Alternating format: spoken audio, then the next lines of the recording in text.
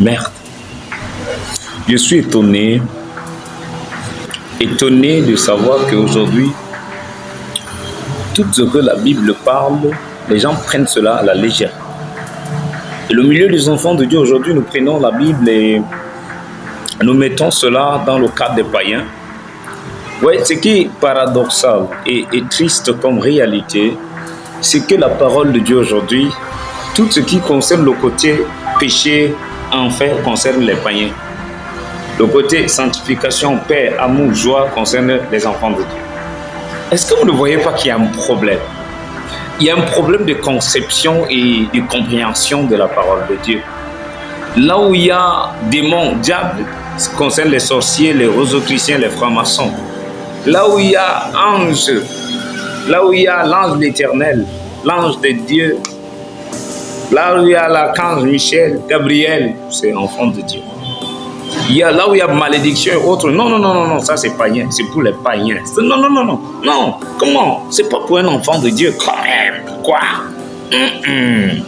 Mais j'aimerais te dire, ne lis pas la Bible comme un roman, mais lis la Bible parce que c'est la parole de Dieu qui doit te parler à toi et à toi seul.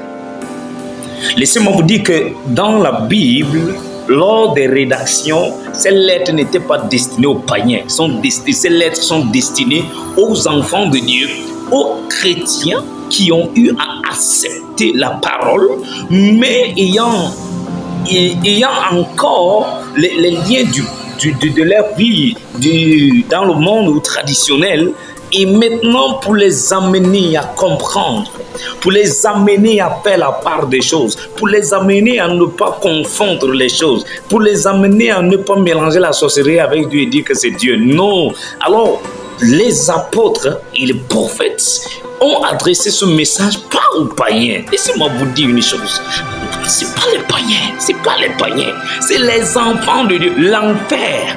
On parle de l'enfer à un enfant de Dieu. On ne parle pas d'enfer avec celui qui n'a pas la connaissance de la parole. Comment voulez-vous que celui qui n'a pas la compréhension de la parole sache ce que c'est que l'enfer? On parle de l'enfer à celui qui connaît la parole, qui fait la différence entre ce que Dieu dit et ce que le malin propose. Maintenant, pour son interpellation et les avertissements, pour le mettre en garde, on lui montre l'image de l'enfer, on lui montre aussi l'image du ciel pour qu'il ne fasse pas confusion. Alors, en tout cas, nous allons continuer, mais